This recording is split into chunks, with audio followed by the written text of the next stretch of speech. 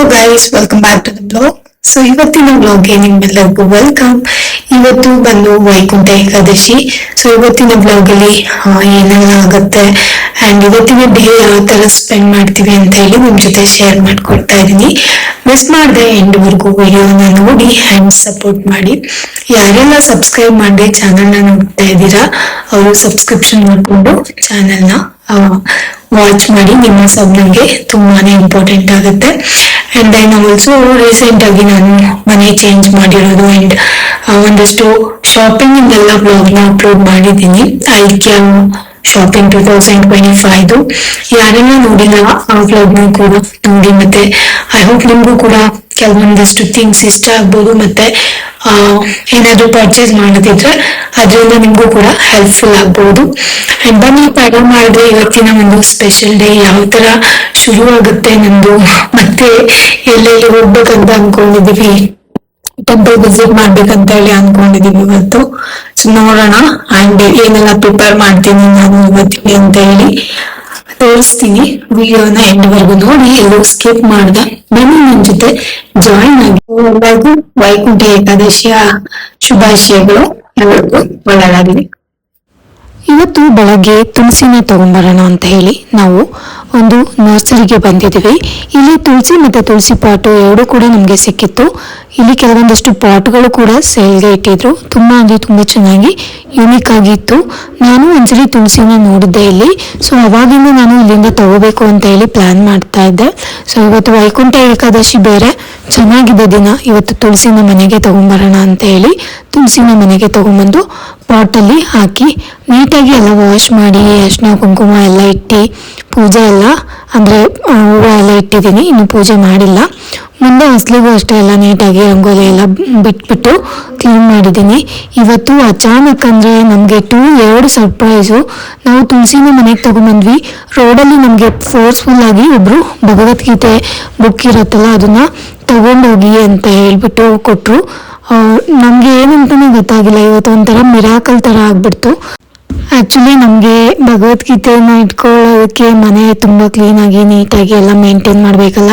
So ಹಂಗಾಗಿ ಸ್ವಲ್ಪ ಭಯ ಇರುತ್ತೆ ನಮಗೆ ಈ ಪವಿತ್ರ ಗ್ರಂಥಗಳನ್ನೆಲ್ಲ ಮನೇಲಿ ಇಡೋಕ್ಕೆ. ಬಟ್ ಅದೇನೋ ಗೊತ್ತಿಲ್ಲ, ಅವರು ತುಂಬ ಫೋರ್ಸ್ಫುಲ್ ಆಗಿ ನೀವು ತಗೊಳ್ಳೇಬೇಕು ಅಂತ ಹೇಳಿ ಹೇಳಿದ್ರು. ನನ್ನ ಹಸ್ಬೆಂಡು ತಗೋ ಅಂತ ಹೇಳಿದ್ರು. ಸೊ ಹಂಗಾಗಿ ತುಳಸಿ ಮತ್ತು ಭಗವದ್ಗೀತೆ ಎರಡನ್ನೂ ನಾನು ಮನೆಗೆ ತೊಗೊಂಡ್ಬಂದೆ. ಅದು ಇಂಗ್ಲೀಷ್ ವರ್ಷನಲ್ಲಿ ಸೇಲ್ ಮಾಡ್ತಾಯಿದ್ರು. ಆ್ಯಂಡ್ ಇಲ್ಲಿ ಬಂದ್ಬಿಟ್ಟು ಅವತ್ತಿನ ದಿನಕ್ಕೆ ನಾನು ಹೂವು, ಹಣ್ಣು, ಕಾಯಿ, ತರಕಾರಿ, ವೀಕಿಗೆ ಏನು ಗ್ರೋಸರೀಸ್ ಬೇಕು ಅದನ್ನು ತೊಗೊಂಡು ಬಂದಿದ್ದೀನಿ. ಮತ್ತು ಯೂಶ್ವಲಿ ಇವತ್ತು ಹಬ್ಬ ಆಗಿರೋದ್ರಿಂದ ತರಕಾರಿಗಳನ್ನ ತೊಗೊಂಡ್ಬಂದು ಸ್ಟಾಕಲ್ಲಿ ಇಡೋಣ ಅಂತ ಹೇಳಿ ತರಕಾರಿನೂ ಕೂಡ ತೊಗೊಂಡ್ಬಂದು ಇಟ್ಕೊಂಡಿದ್ದೀನಿ.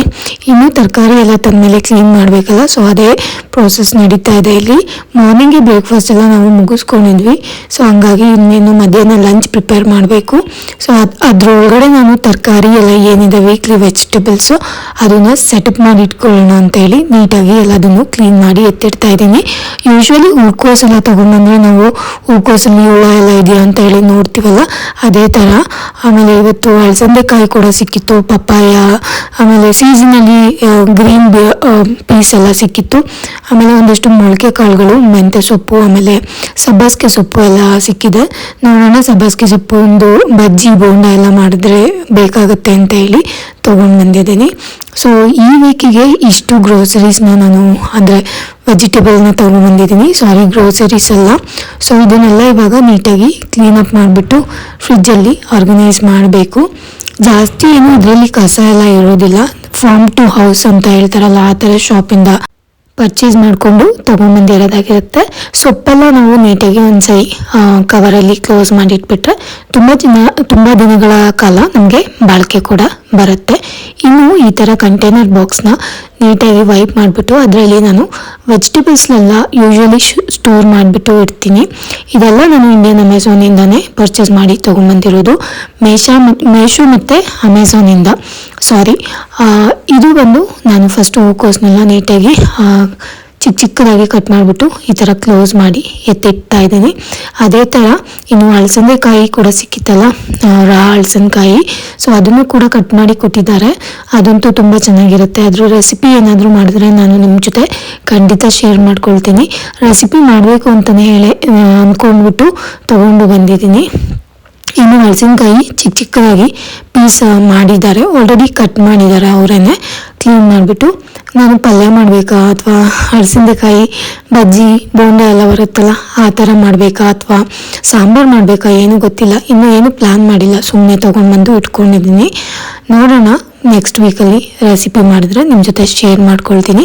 ಇನ್ನು ಶುಂಠಿ ಬೆಳ್ಳುಳ್ಳಿ ಕರಿಬೇವಿನ ಸೊಪ್ಪು ಇದೆಲ್ಲ ಸ್ವಲ್ಪ ಇತ್ತು, ಅದನ್ನು ಕೂಡ ಒಂದಷ್ಟು ಕ್ಲೀನ್ ಮಾಡಿಬಿಟ್ಟು ಡಬ್ಬಾನ ಎತ್ತಿಟ್ಕೊಳ್ತಾ ಇದ್ದೀನಿ. ಪಾಪು ವಾಟರ್ ಮೆಲನ್ ತೊಗೊಂಡ್ಬಂದು ಅರ್ಧದಲ್ಲೇ ಕಟ್ ಮಾಡಿಬಿಡ್ತಾಳೆ, ಇನ್ನು ಅರ್ಧ ತಿಂದು ಅರ್ಧ ಹಂಗೆ ಸ್ಟೋರ್ ಮಾಡಿ ಇಡ್ತಾಳೆ. ಸೊ ಅದು ಹಾಗೇನೇ ಇರುತ್ತೆ. ಇನ್ನು ಪೂಜೆಗೆ ಬೇಕಾಗಿರುವಂಥ ಹೂವು ಹಣ್ಣು ಕಾಯಿ ಎಲ್ಲದನ್ನು ನಾನು ಈ ಥರ ದೊಡ್ಡ ಇದರಲ್ಲಿ ಅಂದರೆ ಫ್ರಿಜ್ಜಿಂದು ಒಂದು ಬಾಕ್ಸ್ ಬರುತ್ತಲ್ಲ ಅದರೊಳಗಡೆ ಹಾಕಿ ಎತ್ತಿಟ್ಬಿಡ್ತೀನಿ. ಇನ್ನು ಹಣ್ಣುಗಳನ್ನೆಲ್ಲ ನಾನು ಒಂದು ಬುಟ್ಟಿಯಲ್ಲಿ ಹಾಕಿ ಇಡ್ತೀನಿ. ಇದು ಫ್ರಿಜ್ ಮೇಲೆ ಇರುತ್ತೆ, ಇಲ್ಲ ಅಂದರೆ ಡೈನಿಂಗ್ ಟೇಬಲ್ ಮೇಲೆ ಇರುತ್ತೆ. ಬೇಕಾದಾಗ ಅವರೇ ಕಟ್ ಮಾಡಿಕೊಂಡು ಇಲ್ಲ ತೊಳ್ಕೊಂಡ್ಬಿಟ್ಟು ತಿಂತಾರೆ. ಯೂಶ್ವಲಿ ನಮ್ಮ ಮನೇಲಿ ಜಾಸ್ತಿ ತಿನ್ನೋ ಹಣ್ಣು ಅಂದರೆ ಒಂದು ಪಪಾಯ ತಿಂತಾರೆ, ಇಲ್ಲ ಆ್ಯಪಲ್ಸ್ ತಿಂತಾರೆ. ನನ್ನ ಹಸ್ಬೆಂಡು ಜಾಸ್ತಿ ಗೋವಾ ಕಟ್ ಮಾಡಿಕೊಟ್ರೆ ಅವ್ರಿಗೆ ಗೋವಾ ಅಂದರೆ ತುಂಬ ಇಷ್ಟ, ಪೇರಳೆ ಹಣ್ಣು, ಸೊ ಅದನ್ನು ತಿಂತಾರೆ. ನಾನು ಆ ಪಾಪುನೂ ಅಷ್ಟೇ ಆ್ಯಪಲ್ನ ತುಂಬ ಇಷ್ಟಪಟ್ಟು ತಿಂತಾಳೆ. ಇವಾಗ ಚಳಿ ಇರೋದ್ರಿಂದ ಮಳೆ ಕೂಡ ಬರ್ತಾ ಇದೆಯಲ್ಲ, ಹಾಗಾಗಿ ನಾನು ಗ್ರೇಪ್ಸು ಮತ್ತು ಸ್ಟ್ರಾಬೆರಿ ಬ್ಲೂಬೆರಿ ಅದನ್ನೆಲ್ಲ ಸದ್ಯಕ್ಕೆ ಅವಾಯ್ಡ್ ಮಾಡ್ತಾ ಇದ್ದೀನಿ. ಸೀಸ್ನಲ್ಲಿ ಏನು ಹಣ್ಣು ಸಿಗುತ್ತೆ ಅದು ಯೂಶ್ವಲಿ ನಮ್ಮ ಮನೇಲಿ ಸ್ಟಾಕ್ ಇರುತ್ತೆ, ಅದನ್ನು ತೊಗೊಂಬಂದು ಇಟ್ಕೊಂಡ್ಬಿಟ್ಟು ನಾವು ಅವಾಗವಾಗ ತಿಂತಿರ್ತೀವಿ. ಇನ್ನು ಪೂಜೆಗೆ ಬಾಳೆಹಣ್ಣು ಬೇಕೇ ಬೇಕಲ್ಲ, ಅದನ್ನು ಕೂಡ ಮನೇಲಿ ಯಾವಾಗಲೂ ಸ್ಟಾಕ್ ಇದ್ದೇ ಇರುತ್ತೆ. ಇನ್ನು ಮಧ್ಯಾಹ್ನಕ್ಕೆ ಏನಾದರೂ ಸ್ಪೆಷಲಾಗಿ ಮಾಡೋಣ ಅಂತ ಹೇಳಿ ನುಗ್ಗೆಕಾಯಿ ಸಾಂಬಾರು ಮಾಡ್ತಿದ್ದೀನಿ. ನುಗ್ಗೆಕಾಯಿ ಸಾಂಬಾರಿಗೆ ಹೆಸರು ಬೇಳೆ ಹಾಕ್ಬಿಟ್ಟು ಮಾಡ್ತಾಯಿದ್ದೀನಿ. ಫ್ರೆಶ್ ಆಗಿರುವಂಥ ಡ್ರಮ್ ಸ್ಟಿಕ್ ಎಲ್ಲ ಸಿಕ್ಕಿತ್ತು ಇವತ್ತು ನುಗ್ಗೆಕಾಯಿಗಳು, ಸೊ ಅದನ್ನು ಹಾಕ್ಬಿಟ್ಟು ನೀಟಾಗಿ ಸಾಂಬಾರು ಮಾಡೋಣ ಅಂತ ಹೇಳಿ ಫಸ್ಟು ಹೆಸರು ಬೇಳೆನ ತೊಳ್ಕೊಂಬಿಟ್ಟು ಅದಕ್ಕೆ ನೀರು ಹಾಕಿ ಅದಕ್ಕೆ ಹೆಚ್ಚಿರುವಂಥ ಈರುಳ್ಳಿ ಕರಿಬೇವಿನ ಸೊಪ್ಪು ಮತ್ತು ಹಸಿಮೆಣಸಿನ್ಕಾಯಿ ಶುಂಠಿ ಬೆಳ್ಳುಳ್ಳಿ ಜಜ್ಜಿರುವಂಥದ್ದು, ಆಮೇಲೆ 1 ಟೀ ಸ್ಪೂನಷ್ಟು ಇದಕ್ಕೆ ಅರಿಶಿನ ಪೌಡ್ರು ಇದಿಷ್ಟನ್ನು ಹಾಕ್ಬಿಟ್ಟು ನೀಟಾಗಿ ಎಲ್ಲ ಕಲಿಸ್ಕೊಂಡು ಒಂದು 4ರಿಂದ 5 ಇಲ್ಲ 3 ವಿಷಲ್ನ ತಗೊಳ್ತೀನಿ. ಏನಂದರೆ ಬೇಳೆ ಚೆನ್ನಾಗಿ ಬೇಯ್ಕೋಬೇಕು, ಆವಾಗ ಸಾಂಬಾರು ತುಂಬ ಚೆನ್ನಾಗಿ ಬರುತ್ತೆ ಅಂತ ಹೇಳಿ. ನುಗ್ಗೆಕಾಯಿ ಸಾಂಬಾರು ಮಾಡುವಾಗ ಯಾವಾಗಲೂ ನೀವು ಹೆಸರು ಬೇಳೆನ ಯೂಸ್ ಮಾಡಿ ನೋಡಿ, ತುಂಬ ಅಂದರೆ ತುಂಬ ಚೆನ್ನಾಗಿ ಬರುತ್ತೆ. ಸೊ ಇದೆಲ್ಲ ಮಿಕ್ಸ್ ಮಾಡಿ ಆದಮೇಲೆ ನಾನು ಒಂದು ಲಿಡ್ ಕ್ಲೋಸ್ ಮಾಡಿಬಿಟ್ಟು ವಿಷಲ್ನ ತಗೊಳ್ತಾ ಇದ್ದೀನಿ. ಇಲ್ಲಿ ಫ್ರೆಶ್ ಆಗಿರುವಂಥ ನುಗ್ಗೆಕಾಯಿ ಒಂದು 3ರಿಂದ 4 ತೊಗೊಂಡು ಬಂದಿದ್ದೆ. ಇದನ್ನು ಇವಾಗ ಕಟ್ ಮಾಡಿಬಿಟ್ಟು ನೀಟಾಗಿ ನೀರೆಲ್ಲ ಹಾಕ್ಬಿಟ್ಟು ಇಟ್ಕೊಳ್ತೀನಿ. ಅದಾದಮೇಲೆ ಬೇಳೆ ಬೇಯುತ್ತಲ್ಲ ಅದಕ್ಕೆ ನಾನು ಈ ನುಗ್ಗೆಕಾಯಿನ ಡೈರೆಕ್ಟಾಗಿ ಸೇರಿಸ್ಕೊಳ್ಳೋಣ ಅಂತ ಹೇಳಿ ಒಗ್ಗರಣೆ ಹಾಕ್ಬಿಟ್ಟು ಏನು ಮಾಡ್ತಾ ಇಲ್ಲ, ಡೈರೆಕ್ಟಾಗಿ ಹಾಗೇನೆ ಮಾಡ್ತಿದ್ದೀನಿ. ಇವತ್ತು ಹಬ್ಬ ಬೇರೆ ಆಗಿರೋದ್ರಿಂದ ಬೆಳಗ್ಗೆ ಬೇಗನೆ ಬ್ರೇಕ್ಫಾಸ್ಟ್ ಕೂಡ ಆಗೋಯ್ತು. ಹಾಗೆ ಮಧ್ಯಾಹ್ನನೂ ಕೂಡ ನಾವು ಸಾಂಬಾರು ಚೆನ್ನಾಗಿರೋ ಸಾಂಬಾರು ಏನಾದರೂ ಮಾಡಿ ಅದ್ರ ಜೊತೆ ಏನಾದರೂ ಸೈಡ್ ಡಿಶ್ ಮಾಡಿಬಿಟ್ಟು ಊಟ ಮಾಡೋಣ ಅಂತ ಹೇಳಿ. ಸೊ ನುಗ್ಗೆಕಾಯಿ ಸಾಂಬಾರು ನಮ್ಮ ಮನೆಯಲ್ಲಿ ಯೂಶ್ವಲಿ ಇಷ್ಟಪಟ್ಟು ತಿಂತಾರೆ, ಸೊ ಹಾಗಾಗಿ ನುಗ್ಗೆಕಾಯಿನ ತೊಗೊಂಡ್ಬಂದು ಸಾಂಬಾರನ್ನ ಮಾಡ್ತಾಯಿದ್ದೀನಿ. ಎಲ್ಲದನ್ನು ನೀಟಾಗಿ ಕಟ್ ಮಾಡಿಬಿಟ್ಟು ಇವಾಗ ಬೆಂದಿರುವಂಥ ಬೇಳೆಗೆ ನುಗ್ಗೆಕಾಯಿನ ಸೇರಿಸ್ಕೊಳ್ತಾ ಇದ್ದೀನಿ. ನುಗ್ಗೆಕಾಯಿ ಸೇರಿಸಿ ಆದಮೇಲೆ ಇದೆಲ್ಲದನ್ನು ಒಂದ್ಸರಿ ನೀಟಾಗಿ ತಿರುಗಿಸ್ಕೊಳ್ಬಿಡೋಣ. ಇವಾಗ ಖಾರದ ಪುಡಿ, ಸಾಂಬಾರು ಪುಡಿ, ಧನಿಯಾ ಮತ್ತು ಗರಂ ಮಸಾಲ, ಸ್ವಲ್ಪ ಹಳದಿ ಇದಿಷ್ಟನ್ನು ಹಾಕ್ಕೊಂಡಿದ್ದೀನಿ. 1 ಟೇಬಲ್ ಸ್ಪೂನಷ್ಟು ಜೀರಿಗೆನ ಇದಕ್ಕೆ ಸೇರಿಸ್ತಾ ಇದ್ದೀನಿ. ಇದೆಲ್ಲ ಚೆನ್ನಾಗಿ ಕುದಿಯುವಾಗ ನಾನು ಸ್ವಲ್ಪ ಉಪ್ಪು ಹಾಕ್ಬಿಟ್ಟು ಎಲ್ಲ ಸಾಂಬಾರು ಪೌಡ್ರ್ ಜೊತೆ ಬೆಂದಿರೋ ಬೇಳೆ ತರಕಾರಿ ಎಲ್ಲದನ್ನು ನೀಟಾಗಿ ಮಿಕ್ಸ್ ಮಾಡ್ಕೊಳ್ತಾ ಇದ್ದೀನಿ. ನುಗ್ಗೆಕಾಯಿ ಚೆನ್ನಾಗಿ ಬೇಯಬೇಕು, ಹಸಿ ಆಗಿದ್ರೆ ಹಾಗೆ ತಿನ್ನೋದಕ್ಕೆ ಚೆನ್ನಾಗಿರಲ್ಲ. ಬೇಳೆ ಬೆಂದಿದೆ, ನುಗ್ಗೆಕಾಯಿ ಮಾತ್ರ ಬೇಯಬೇಕು, ಅಲ್ಲಿವರೆಗೂ ಚೆನ್ನಾಗಿ ಇದನ್ನು ಕುದಿ ಬರ್ಸ್ಕೊಳ್ಳೋಣ. ನಿಮಗೆ ಬೇಕಂದರೆ ಸಾಂಬಾರು ಕನ್ಸಿಸ್ಟೆನ್ಸಿ ಸ್ವಲ್ಪ ನೀರು ಹಾಕಿ, ಗಟ್ಟಿ ಬೇಡ ಅಂದರೆ ತಿಳಿ ಕೂಡ ಮಾಡ್ಕೋಬೋದು. ಈ ಸಾಂಬಾರು ರೈಸ್ ಜೊತೆ ತುಂಬ ಚೆನ್ನಾಗಿರುತ್ತೆ, ಮುದ್ದೆ ಜೊತೆನೂ ಚೆನ್ನಾಗಿರುತ್ತೆ. ನುಗ್ಗೆಕಾಯಿ ಹಾಕಿದ್ಮೇಲೆ ಒಂದು 10ರಿಂದ 15 ನಿಮಿಷದವರೆಗೂ ಚೆನ್ನಾಗಿ ಕುದಿ ಬರೋವರೆಗೂ ಇದನ್ನು ಬೇಯಿಸ್ಕೊಳ್ಳಿ. ಇದು ನೀಟಾಗಿ ಬೇಯುವಾಗ ನಾನು ಇದಕ್ಕೆ ಹೆಚ್ಚಿರುವಂಥ ಟೊಮೊಟೊ ಹಣ್ಣು, ಸ್ವಲ್ಪ ಪುದೀನ ಸೊಪ್ಪನ್ನ ಸೇರಿಸ್ಕೊಂಡಿದ್ದೀನಿ. ಕೊತ್ತಂಬರಿ ಬೇಕಂದರೆ ಕೊತ್ತಂಬರಿ ಸೊಪ್ಪು ಕೂಡ ನೀವು ಆ್ಯಡ್ ಮಾಡ್ಕೊಳ್ಬೋದು. ಅದಾದಮೇಲೆ ನಾನು ಕೈಯಲ್ಲಿ ಕಿವುಚಿಟ್ಕೊಂಡಿರುವಂಥ ಹುಣಸೆ ಹುಳಿನ ಇದಕ್ಕೆ ಸೇರಿಸ್ಕೊಳ್ತಾ ಇದ್ದೀನಿ. ಟೊಮೊಟೊ ಹಣ್ಣು ಹಾಕೋ ವಿಡಿಯೋ ಸ್ಕಿಪ್ ಆಗಿದೆ, ಸೊ ನಾನು ಟೊಮೊಟೊ ಹಣ್ಣು ಮತ್ತು ಪುದೀನ ಸೊಪ್ಪು ಎರಡನ್ನೂ ಒಟ್ಟಿಗೆ ಹಾಕಿದ್ದೀನಿ. ಈ ಥರ ಹಾಕ್ಬಿಟ್ಟು ಒಂದು 10ರಿಂದ 15 ನಿಮಿಷ ನೀವು ಚೆನ್ನಾಗಿ ಕುದಿಸ್ಕೊಬಿಟ್ರೆ ನುಗ್ಗೆಕಾಯಿ ಸಾಂಬಾರು ರೆಡಿ ಆಗಿಬಿಡುತ್ತೆ. ತುಂಬ ಅಂದರೆ ತುಂಬ ಟೇಸ್ಟಿಯಾಗಿರುತ್ತೆ. ಹೆಸರು ಬೇಳೆ ಇದಕ್ಕೆ ತುಂಬ ಅಂದರೆ ತುಂಬ ಚೆನ್ನಾಗಿ ಟೇಸ್ಟ್ ಕೊಡುತ್ತೆ. ಇದನ್ನು ನಾನು ರೈಸ್ ಜೊತೆ ಮಧ್ಯಾಹ್ನ ಸರ್ವ್ ಮಾಡಿದ್ದೀನಿ. ಇನ್ನು ಮಧ್ಯಾಹ್ನ ಊಟ ಎಲ್ಲ ಮುಗಿಸ್ಕೊಂಡು ನಾನು ಗ್ರೋಸರೀಸ್ ಎಲ್ಲ ತೊಗೊಂಡು ಬಂದಿದ್ದೆ, ಅದನ್ನು ರೀಫಿಲ್ ಮಾಡ್ತಾಯಿದ್ದೀನಿ. ಖಾರದ ಪುಡಿ ಎಲ್ಲ ಖಾಲಿಯಾಗಿತ್ತು, ಅದನ್ನು ಕೂಡ ರೀಫಿಲ್ ಮಾಡಿದ್ದೀನಿ. ಜೊತೆಲಿ ಪೆಪ್ಪರ್ ಪೌಡ್ರು ಖಾಲಿಯಾಗಿತ್ತು, ಅದನ್ನು ಕೂಡ ಮತ್ತು ಡಬ್ಬಕ್ಕೆ ಹಾಕಿ ಲಿಡ್ಡೆಲ್ಲ ಕ್ಲೋಸ್ ಮಾಡಿ ಎತ್ತಿಡ್ತಾ ಇದ್ದೀನಿ. ಇನ್ನು ಕಾಳು, ಬಟಾಣಿ ಕಾಳು ಖಾಲಿಯಾಗಿತ್ತು. ಇನ್ನೇನು ಸಂಕ್ರಾಂತಿ ಎಲ್ಲ ಬರ್ತಾ ಇದೆ, ಸೊ ಹಾಗಾಗಿ ಗ್ರೋಸರೀಸ್ನೆಲ್ಲ ತೊಗೊಂಬಂದು ತರಕಾರಿ ಜೊತೆ ರೀಫಿಲ್ ಮಾಡಿಬಿಟ್ಟು ಎತ್ತಿಟ್ಕೊಳ್ತಾ ಇದ್ದೀನಿ. ಬಟಾಣಿ ಕಾಳು ಯೂಶ್ವಲಿ ಪಲಾವು ಇಲ್ಲಾಂದರೆ ಏನಾದರೂ ಗೀ ರೈಸ್ ಎಲ್ಲ ಮಾಡಿದಾಗ ಬೇಕೇ ಬೇಕಾಗುತ್ತೆ. ಹಾಗಾಗಿ ನೆಕ್ಸ್ಟು ಕಡಲೆ ಬೀಜನ ತೊಗೊಂಬಂದಿದ್ದೆ, ಚಟ್ನಿಗೆಲ್ಲ ಬೇಕಾಗುತ್ತಲ್ಲ, ಸೊ ಅದನ್ನು ಕೂಡ ರೀಫಿಲ್ ಮಾಡಿಬಿಟ್ಟು ಎತ್ತಿಡ್ತಾ ಇದ್ದೀನಿ. ಸೊ ನೆಕ್ಸ್ಟು ಬಂದುಬಿಟ್ಟು ರವೆ, ಉಪ್ಮಾ ರವೆ ಖಾಲಿಯಾಗಿತ್ತು, ಉಪ್ಮಾ ರವೆನ ಫಿಲ್ ಮಾಡ್ಕೊಳ್ತಾ ಇದ್ದೀನಿ. ನನಗೆ ಕಿಚನ್ ಅಂದರೆ ತುಂಬ ಇಷ್ಟ. ಕಿಚನಲ್ಲಿ ತುಂಬ ಟೈಮ್ ಸ್ಪೆಂಡ್ ಮಾಡೋದಕ್ಕೆ ನನಗೆ ತುಂಬ ಇಷ್ಟ ಆಗುತ್ತೆ.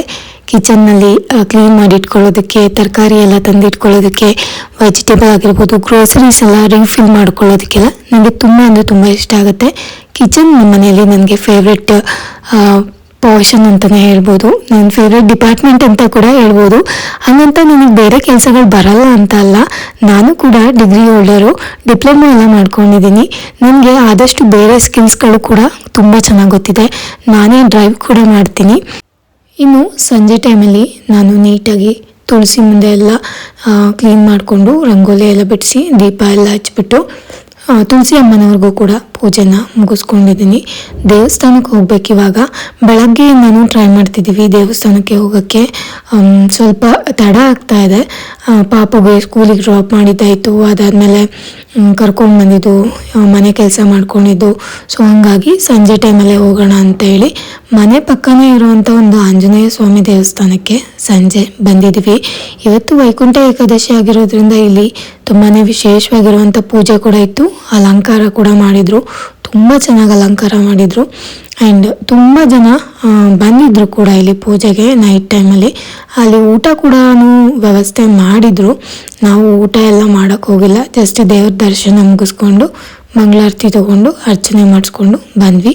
ಸೊ ಗೈಸ್, ಇದಾಗಿತ್ತು ಇವತ್ತಿನ ವ್ಲಾಗ್. ಐ ಹೋಪ್ ನಿಮಗೆಲ್ಲ ಇಷ್ಟ ಆಯಿತು ಅಂತ ತಿಳ್ಕೊಂಡು ಇವತ್ತಿನ ವ್ಲಾಗ್ನ ಮುಗಿಸ್ತಾ ಇದ್ದೀನಿ. ಮತ್ತೆ ಮುಂದಿನ ವ್ಲಾಗಲ್ಲಿ ಸಿಗೋಣ. Until that keep watching Nishu's corner.